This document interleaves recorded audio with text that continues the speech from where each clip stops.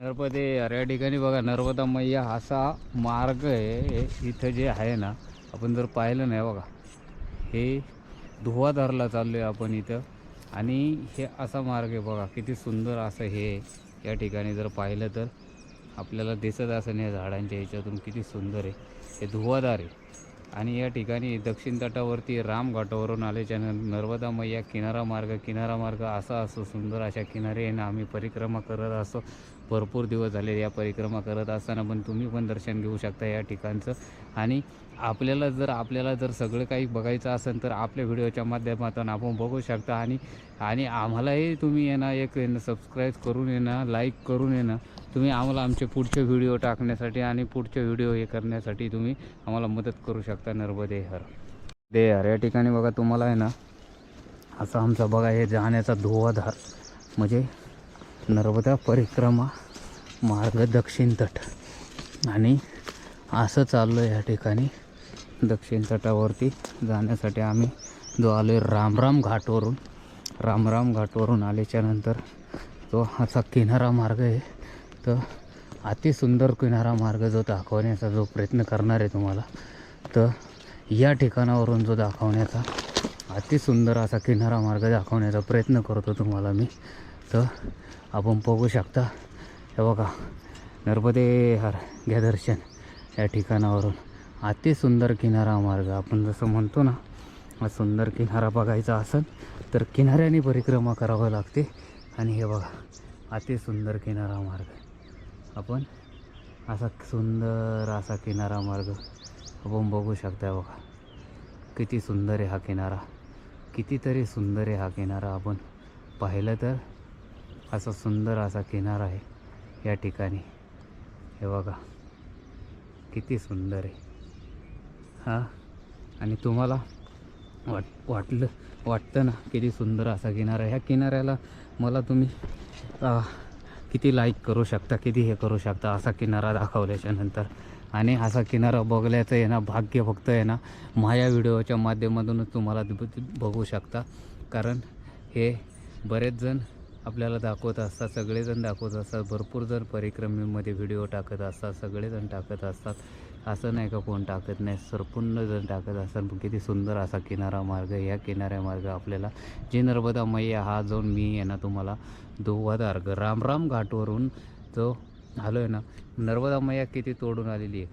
आज नर्मदा मैयाची एक तुम्हाला ह्या किनाऱ्यावरून येणे, ज्यावेळेस नर्मदा मैयाला आपल्याला जायचं होतं ना, तर एक सर्व पर्वतांना आहे ना ज्या भोलेनाथने आहे ना 7 पर्वत होते, 7 पर्वतांना भोलेनाथने बोलावलं होतं का नर्मदा मैयाला तुम्ही जे स्थान होतं उगम स्थान होतं ना नर्मदा मैयाचं, जे तुम्ही कोणत्या पर्वतातून जायचं, कोणत्या पर्वतातून, तर बाकीचे तर तुम्ही नर्मदा मैयाला ह्या पर्वतातून जागा देणार का जाण्यासाठी. तर बाकीचे पर्वत नाही म्हणले, पण मेकल पर्वत म्हणला मी माझ्या इथून जे जागा देणार म्हणजे जाण्यासाठी.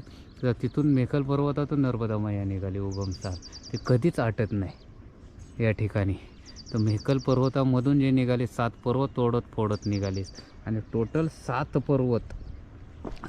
पर्वतांतून नर्मदा मैया निघालेली, अशी नाही का एका पर्वतातून या ठिकाणी. आणि एवढ्या अशी नर्मदा मैयाची कहाणी आहे. तर एका पर्वताने नर्मदा मैयाला जागा दिली, तो मेहकल पर्वत या ठिकाणी. हे बघा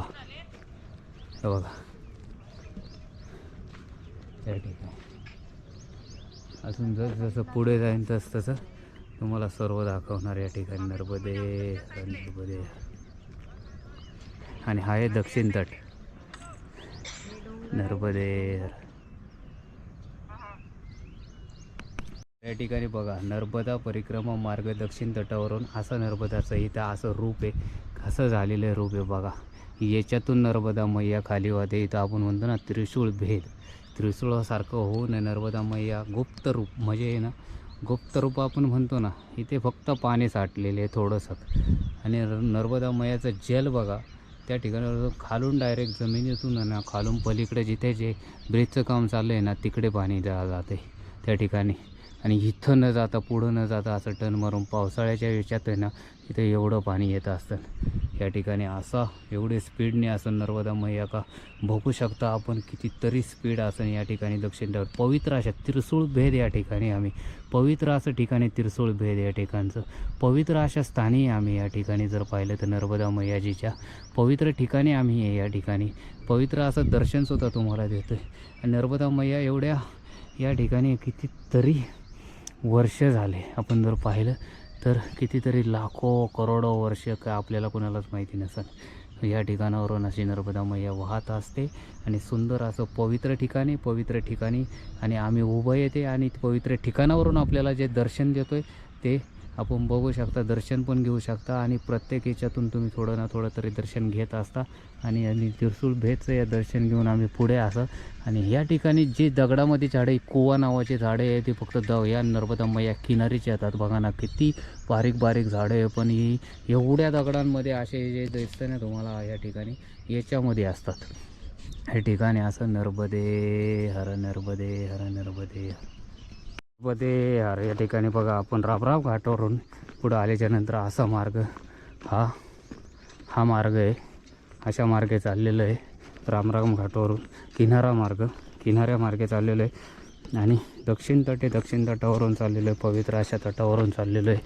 नर्मदा परिक्रमा करत असताना आपल्याला आहे ना अवघड वळणावर कितीतरी हे लागलं, अवघड असे वळणं लागले तरी बा आपण ते पार करत आहे ना आणि चाललेलो आहे. आणि एवढे अवघड वळणं पार करत असतानाही काही अडचण आली नाही, कारण नर्मदा ही अडचण येऊन देत नाही प्रत्येकाला. आणि एवढं सुंदर असं वळण घेत चाललेलं आहे या ठिकाणी. आणि सुंदर अशा किनारामार्गे चाललेलं आहे. जर आपण पाहिलं ना तर आम्ही आता भरपूर दिवस झालेले आहे त्याच्या परिक्रमाला. असा हा धुवाधार या ठिकाणी चाललेले आहे. धुवाधार तर हळूहळू संपूर्ण असा किनाऱ्यामार्गेच परिक्रमा. तर किती दिवस 10 ते 12 दिवसामध्ये आमची परिक्रमा पूर्ण हो अशी नर्मदा मैया चरणी प्रार्थना केलेली आहे. नर्मदा मैया चरणी आपल्यालाही आशीर्वाद देण्याचा आहे ना या ठिकाणावरून प्रयत्न. नर्मदा मैया आपल्यालाही सुखी समाधानी ठेवणारे या ठिकाणी ज्या पवित्र अशा ठिकाणावरून आम्ही, पवित्र असं स्थान आहे या ठिकाणी. तर या ठिकाणी हे बघूया. आणि इथं भरपूर असे शिवलिंग पण आहेत या ठिकाणी. अशा ठिकाणी चाललेलं आहे का जिथं पवित्र असे स्थान आहे, शिवलिंग आहेत. आणि हा नर्मदा मैया किनारा आहे आणि किनाऱ्यामार्गे चाललेलो आहे या ठिकाणी. नर्मदा मैयाच्या जसं पुढे जाईन तसं असं सुंदर नर्मदा मैयाचं रूप बघायला भेटतं आता नर्मदाजीचं. आणि बरोबर असा किनारा पकडत किनाऱ्यामार्गे चाललेलं आहे नर्मदाजीच्या या ठिकाणावरून. तर बघूया पुढे जसं आपल्याला हे भेटेल तसं चालायचं आहे. नर्मदाच्या किनारीच चालायचं आहे आपल्याला, किनाऱ्यामार्गेच चालणार आणि तुम्हाला दर्शन देत चालणार. आणि पवित्र अशा किनारी असा मार्ग आहे या ठिकाणी चाललेलो आहे किनारामार्गे. तर आपण ह्या ठिकाणी आपण बघू शकता या ठिकाणी आपल्याला या ठिकाणी नर्मदा मैयाचा किनाऱ्यामार्गे चाललेलं आहे. पवित्र असा किनारा आणि छोटे आहे ना, कारण लांबून थोडं जावं लागतं. छोटे येते आहे ना या ठिकाणी नर्मदा मैयाचं जल आहे, नर्मदाजीचं जल आहे, त्याच्यामुळं थोडं लांबून जातं. आता हे जे जल आहे नर्मदाचे ते इथं जलसुद्धा कितीतरी दिवस झालं. आता एवढा उन्हाळा असून सुद्धा हे जल आहे ना थोडंसुद्धा आटत. नर्मदा मैया आपल्या जल आहे, नर्मदा मैयाच्या ठिकाणचं जे जल आहे ना जलसुद्धा आटत नाही. कारण याचं कारण म्हणजे जलसुद्धा म्हणते मला नर्मदा मैयाच्याच ठिकाणी राहायचं, या ठिकाणीच हे करायचं, वास्तव्य करायचं. त्याच्यामुळे जलसुद्धा नर्मदाचीचं आटत नाही आहे. आता हे झाडे ह्या ठिकाणी बघा, या ठिकाणीसुद्धा जल आहे.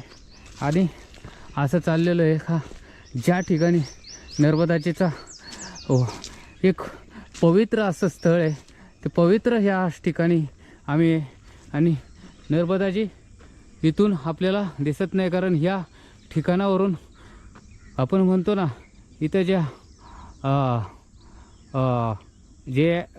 ठिकाणी आहे ना खालून जिथं त्रिसूळ भेद झालेलं नर्मदा मैयाचा आहे ना त्रिशूळबेट खालून जे नर्मदा मैया अशा ठिकाणावरून वाहते का आपल्याला समजतसुद्धा नाही आहे कुठून काय कुठून काय कुठून काय चालते नर्मदाजीचं.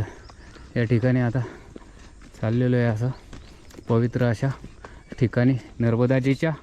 आणि हे असं ठिकाणी हे बघा हे अशी एक भाग आहे. ह्या किनारा मार्ग आहे, ह्या किनाऱ्या मार्गे चाललेलं आहे. असा किनाऱ्याने जायला लागतं. परिक्रमा ही फक्त किनाऱ्याने करावं लागली तर आनंद येतो, खरोखर आनंद येतो. किनाऱ्यामार्गे परिक्रमा केली थोडा टाईम लागतो पण आनंद येत असतो. किनाऱ्यामार्गे परिक्रमा करत असताना काही अडचणी येत नाही आहे कधीच. आणि ज्यावेळेस आपण जी परिक्रमा आहे किनाऱ्यामार्गे न केली ना तर आपल्याला या अडचणी यायला सुरुवात होते. त्याचे एक भाग म्हणजे अडचणीचा भाग म्हणजे आपल्याला पहिला भाग येतो राहण्याचं ठिकाण, जेवण्याचं भोजन प्रसादीचं ठिकाण. असे काही भाग असतात का ते आपल्याला त्रास करत असतात या ठिकाणी. त्याच्यामुळं थोडीशी अडचण निर्माण होते, बाकी काही नाही. तर बघूया आपल्याला कुठून कसा जाण्याचा मार्ग आहे, कुठून कसा जाण्याचा मार्ग आहे तो आपण शोधण्याचा प्रयत्न करत आहे. इथे आलेलो आहे. इथून आपल्याला थोडंसं मार्ग बघावा लागेल, नाही तर थोडंसं बाजूनी जावं लागेलच. कारण थोडासा मार्ग शोधावा लागतो. मार्ग शोधून जावं लागतं या ठिकाणी. आता मी अशा ठिकाणीवरून जातो तर थोडासा मार्ग शोधतो या ठिकाणी. नर्मदे जय हर नर्मदे हर नर्मदे. हे बा हे छोटे छोटे असे झरणे असतात. ह्या झरण्यातून थोडं नर्मदाजीचं जेल येत असतं, पाणी येत असतं नर्मदाजीला मिळण्यासाठी. या ठिकाणी जर पाहिलं तर असा एक मार्ग आहे.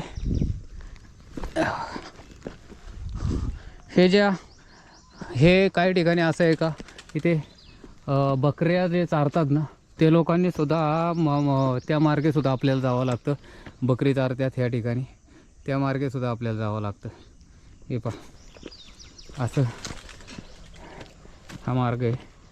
ही कुवाची झाडं आहेत या ठिकाणी. आपण जर पाहिली तर या ठिकाणी नर्मदे आणि आपल्याला किनारा आहे ना सोडून थोडं रोड आहे. रोडला म्हणजे टच आहे. आपल्याला थोडं किनाऱ्याने यायचं थोडंसं. लंबेटी आहे. श्री 1008 परमहंस आश्रम धारकुंडी भागू क्षेत्र लंबेटी जिल्हा हे आहे ना नर्मदा परमेश्वर. आपल्याला या ठिकाणी जायचं आहे दर्शन घेण्यासाठी. तर आपण इथे जाणार आहे. असा मार्ग आहे. रोड सोडून थोडं आत जायचं. आपल्याला बरोबर मैया किनारी आहे आणि आपण चाललो आहे आता नर्मदा मैया किनारी या ठिकाणावरून. नर्मदे या ठिकाणी बघा गेट सोडून आता आलो आहे आपण. हे आश्रम आहे. या आश्रमावरती आलेलो आहे आपल्या परमहंस आश्रम जो दक्षिण तटावरती आहे. सुंदर असा आश्रम आहे. या ठिकाणी आलेलो आहे या आश्रमावरती जो नर्मदा मैया किनारी आहे ना बरोबर बिलकुल चिटकून नर्मदा मैया किनारी आहे परमहंस आश्रम. या ठिकाणी आपण त्या नर्मदाचे दर्शन घेऊन थोडासा विश्रांती घेऊन पुढे आपल्या परिक्रमेची सुरुवात करणार आहे. इथे आम्हाला 1-1.5 तासाच्या वर जाणार आहे. ही आहे ना बाल ऋषीची तपस्थली आहे. श्री 1008 श्रीजी बाल ऋषींची तपस्थली परमहंस आश्रम या ठिकाणी. नर्मदे हर हा परमहंस आश्रम आहे या ठिकाणी जर पाहिलं तर. नर्मदे हर.